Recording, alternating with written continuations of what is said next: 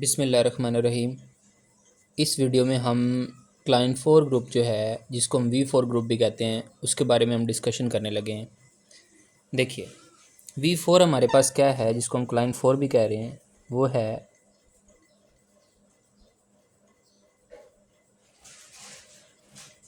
E, A, B और AB। इसकी representation क्या है, इसको हम यूं भी लिखते हैं A, B such that A square, B square, AB square is equal to identity. ठीक है जी।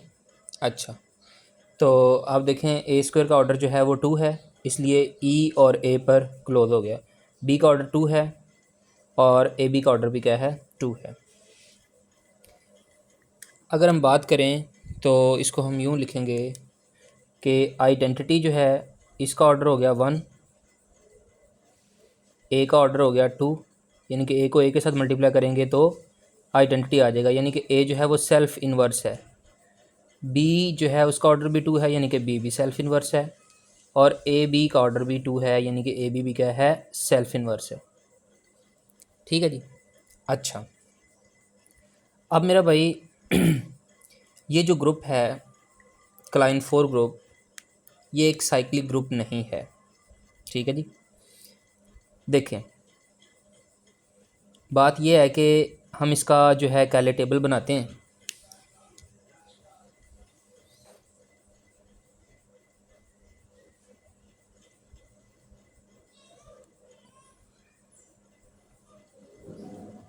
ये यहाँ पर ई आ गया, ए आ गया, बी आ गया और ए बी आ गया। ठीक है जी। इसी तरह यहाँ पर ई आ गया, ए आ गया, बी आ गया और ए बी आ गया। आइडेंटिटी को मल्टीप्लाई करेंगे कोई फ़र्क नहीं पड़ेगा। अब देखिएगा ज़रा, ए को ई से किया ए आ जाएगा, ए को ए स्क्वायर से करेंगे तो आइडेंटिटी आएगा, क्योंकि ए स्क्वायर का ऑर्डर क्या है, 2 है। ठीक है जी। हम ए स्क्वायर एक बार लिख लेते हैं। ए को बी से करेंगे तो ए बी आ जाएगा, और ए को ए बी से करेंगे, यानी कि यूं कह रहा हूँ, ए को ए बी से करेंगे तो आंसर क्या आ जाएगा, ए स्क्वायर बी आ जाएगा। ठीक है जी। लेकिन ना तो ए स्क्वायर इसके अंदर मौजूद है और ना ए स्क्वायर बी इसके अंदर मौजूद है, तो हमें पता है ना कि ए स्क्वायर का ऑर्डर क्या है, आइडेंटिटी है, तो इसकी जगह पर क्या आ जाएगा, आइडेंटिटी। इसकी जगह पर भी क्या आ जाएगा, आइडेंटिटी। आइडेंटिटी इंटू बी, तो फाइनल आंसर कितना आ जाएगा, बी। यहाँ पर आ गया बी। इसी तरह बी को करते हैं, पहला बी आ जाएगा, फिर बी ए आ जाएगा। क्या आ जाएगा, बी ए। अच्छा, एक मिनट देखिए ज़रा, बी ए हम एक बार एज इट इज़ लिख देते हैं। ठीक है जी। ओके, उसके बाद बी और बी बी स्क्वायर हो जाएगा, यानी कि उसका आंसर क्या आ जाएगा, आइडेंटिटी। और बी को जब मैं ए बी से करूँगा, बी ए बी से,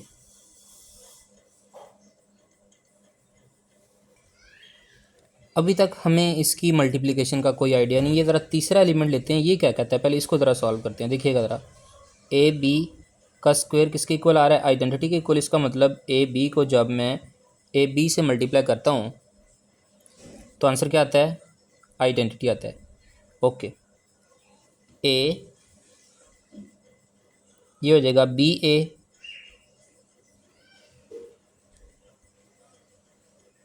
और ये बी।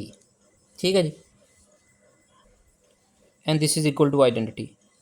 चूँकि ये एक ग्रुप है तो हम इन्वर्स से मल्टीप्लाई कर सकते हैं। हम दोनों साइड पे जो है ए इन्वर्स अप्लाई करते हैं, इधर भी और इधर भी। आपको पता है ए इन्वर्स अप्लाई करेंगे आइडेंटिटी के साथ तो वो ए इन्वर्स आ जाएगा, ये दोनों कैंसिल हो जाएंगे, यहाँ पर आइडेंटिटी बच जाएगा बी ए बी, और ये आ जाएगा ए इन्वर्स। आइडेंटिटी को बी ए बी से मल्टीप्लाई करेंगे तो कोई फ़र्क नहीं पड़ेगा, ये बी ए और ये बी एज इट इज़ आ जाएगा, is equal to A inverse. अच्छा, उसके बाद देखिए हम कहाँ तक पहुँच चुके हैं मेरा भाई, बी ए बी किसके इक्वल, ए इन्वर्स के इक्वल। अब आप बी इन्वर्स से मल्टीप्लाई करें, यानी कि राइट साइड से करना है, B A B B inverse इधर भी और इस साइड पे भी कर दिया, ये दोनों फिर कैंसिल हो जाएंगे, यहाँ पर आइडेंटिटी आ जाएगा, ये आ जाएगा बी ए, आइडेंटिटी से करेंगे कोई फ़र्क नहीं पड़ेगा। अच्छा ए इन्वर्स क्या है, चूँकि ए सेल्फ इन्वर्स है तो यानी कि मैं सेल्फ इन्वर्स का मतलब क्या है कि ए इन्वर्स का ऑर्डर क्या है, ए का ऑर्डर क्या है 2 है, यानी कि ए को ए से मल्टीप्लाई करने से आइडेंटिटी आ रहा है, इसका मतलब ए का ही इन्वर्स है, तो यहाँ पर आ जाएगा ए, बी का ही इन्वर्स है क्योंकि बी का ऑर्डर भी क्या है 2 है, तो यहाँ पर भी क्या आ जाएगा बी। तो आप चेक कर लें कि बी ए जो है वो ए बी के इक्वल आ गया, इसका मतलब क्या है, this group is a billion, this group V4 is a billion. अच्छा ये अबिलियन है, साइक्लिक ये नहीं है क्योंकि इसमें कोई भी हमारे पास 4 ऑर्डर का जो है एलिमेंट नहीं है। साइक्लिक होने के लिए तो यही होता है ना कि जितना ग्रुप का ऑर्डर हो उतना ही किसी एक एलिमेंट का ऑर्डर ज़रूर होना चाहिए जो उस ग्रुप को जनरेट कर सके, तो इनके अंदर कोई भी 4 ऑर्डर का हमारे पास एलिमेंट नहीं है, इसलिए V4 जो है वो साइक्लिक नहीं है। ठीक होगी बात, अबिलियन ये है, तो यहाँ पर भी सेम वही बात, फिर बी जो है वो किसके, बी ए बी, अब हम इसको आसानी से लिख सकते हैं, हमें पता है ए बी जो है वो बी ए के इक्वल है। ओके ये बन जाएगा बी स्केयर ए, बी स्केयर आइडेंटिटी के इक्वल है, आइडेंटिटी इंटू ए, तो फाइनल आंसर कितना आ जाएगा ए, तो यहाँ पर आ जाएगा ए। ठीक है, उसके बाद ए बी की बारी है, ए बी ये क्या है ए स्क्वायर बी, तो ए स्क्वायर किसके इक्वल, आइडेंटिटी के इक्वल है, आइडेंटिटी इंटू बी, तो आंसर आ जाएगा बी। ये किसके इक्वल है, ए बी इंटू बी, मेरे ख्याल से पहले हमने किया है कहीं ए बी इंटू बी, चले नहीं किया दोबारा कर लेते हैं, ये देखें ज़रा, ए बी इंटू बी, तो हमें पता है कि ये क्या हो जाएगा बी स्क्वायर, और बी स्क्वायर आइडेंटिटी की इक्वल है, तो ये ए इंटू आइडेंटिटी, और फाइनल आंसर आ जाएगा ए। उसके बाद ए बी और ए बी चूँकि है ही सेल्फ इन्वर्स, इसका ऑर्डर 2 है तो इसका आंसर आ जाएगा आइडेंटिटी। आप चेक कर लें जो इसका कैले टेबल है हमारे पास, उसमें वही एलिमेंट्स आ रहे हैं जो सेट के अंदर एलिमेंट्स हैं। ठीक है, तो अगर कोई फाइनाइट हमारे पास ग्रुप हो, कोई फाइनाइट सेट हो, ग्रुप तो उसको साबित करना ना, कोई फाइनाइट सेट हो और उस फाइनाइट सेट के ऊपर कैले टेबल जो है वो फुलफ़िल हो जाए, फुलफ़िल होने से मुराद मैं ये ले रहा हूँ कि क्लोजर लॉ फुलफ़िल हो जाए, क्लोजर लॉ फुलफ़िल होने से मुराद मैं ये ले रहा हूँ कि जो एलिमेंट्स इसके अंदर हैं वही एलिमेंट्स घूम घुमा के यहाँ पर आएँ, तो वो जो हमारे पास सेट होता है वो एक ग्रुप होता है। फाइनाइट के केस में ये बात हो रही है, क्योंकि ये भी फाइनाइट है तो इसका कैले टेबल ही ये बात गारंटी कर रहा है कि ये ग्रुप है। ठीक है, ये ग्रुप प्रूफ हो गया।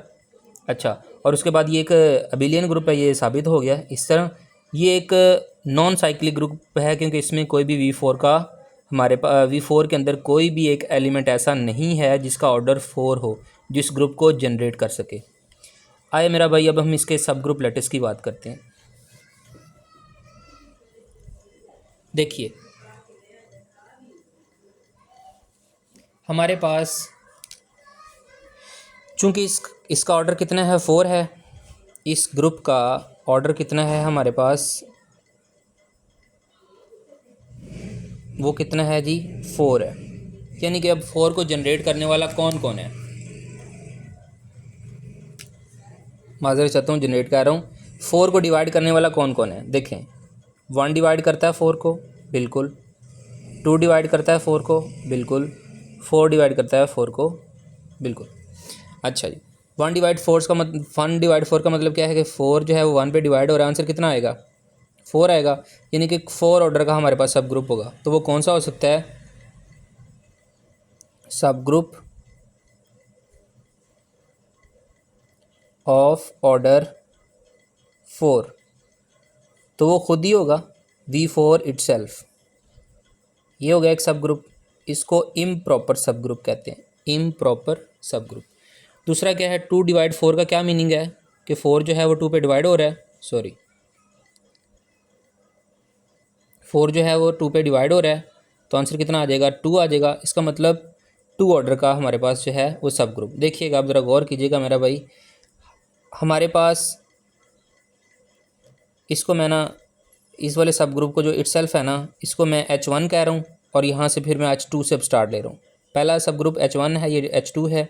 देखिए H2 क्या है, ऑर्डर 2 का सब ग्रुप। एक तो आ गया आइडेंटिटी, एक आ जाएगा सेल्फ इन्वर्स। वो ए आ गया। इसी तरह H3, एक आ गया आइडेंटिटी, एक आ गया सेल्फ इन्वर्स, एक आ गया आइडेंटिटी और एक आ गया सेल्फ इन्वर्स। ये हमारे पास 2 ऑर्डर के सब ग्रुप्स आ गए। ठीक है जी। लास्ट पे फाइनल 4/4 का क्या मतलब है? ऐसे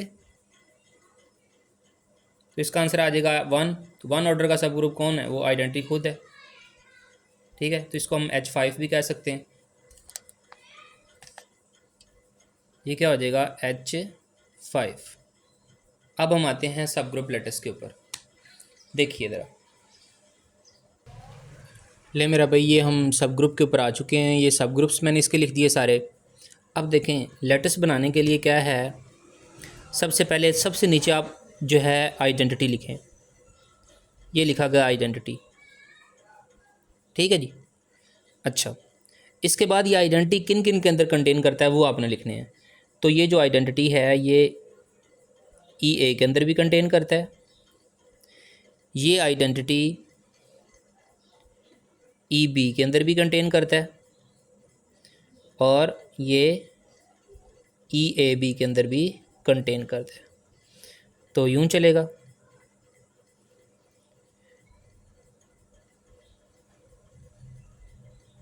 ठीक होगी बात जी।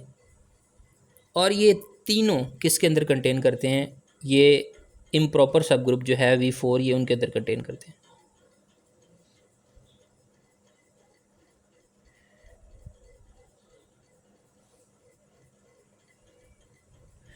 ले मेरा भाई, ये हमारे पास सब ग्रुप लेटर्स बन गया।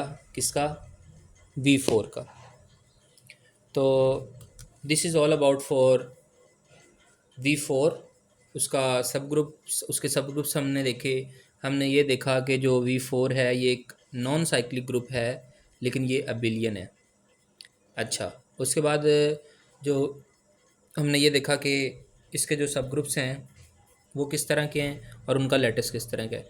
एक बात देखिए, हमारे पास एक थ्योरम है कि एवरी साइक्लिक इज़ अबिलियन। ये है ना,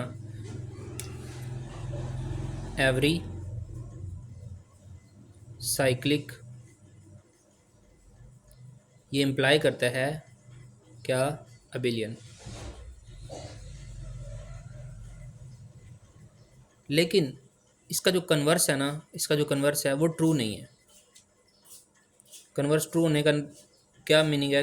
ना होने का क्या मीनिंग है? कन्वर्स इज़ नॉट ट्रू, कि हर अबिलियन जो है वो साइक्लिक नहीं होता। तो इसकी कोई काउंटर एग्जांपल देनी चाहिए। तो आप चेक कर लें, V4 जो है ये अबिलियन तो है मगर साइक्लिक नहीं है, तो यही इसकी काउंटर एग्जांपल है।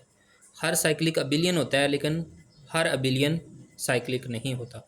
हाँ, ये जो बात लिखी हुई है ना ऊपर, एवरी साइक्लिक इज़ अबिलियन, इसकी कंट्रा पॉजिटिव स्टेटमेंट हम बना सकते हैं। किसी भी स्टेटमेंट की कंट्रा पॉजिटिव स्टेटमेंट उस स्टेटमेंट की इक्विवेलेंट स्टेटमेंट होती है।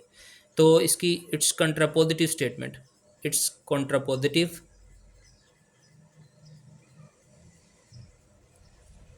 स्टेटमेंट वो क्या होगी? वो ये है कि जो हमारे पास ये अगर P स्टेटमेंट है तो ये Q है ना। अब कंट्रा पॉजिटिव क्या होता है? कंट्रा पॉजिटिव होता है कन्वर्स का इन्वर्स। तो इसका कन्वर्स क्या होगा? Q इम्प्लाइज P, और उसका इन्वर्स ले लेंगे तो ये बनेगा। अब ये क्या शो कर रहा है? ये कह रहा है कि अगर कोई अबिलियन नहीं है, नॉट अबिलियन, अगर कोई ग्रुप अबिलियन नहीं है तो ये इम्प्लाई करता है कि वो ग्रुप साइक्लिक भी नहीं है। अगर कोई ग्रुप अबिलियन नहीं है तो वो ग्रुप साइक्लिक भी नहीं है। ठीक होगी बात। तो ये हमारे पास था इससे रिलेटेड डिस्कशन जो हमने की है। उम्मीद है कि ये आपको समझ आई होगी। अल्लाह ताला आपका हामी व नासिर हो। Thank you so much. अल्लाह हाफिज़।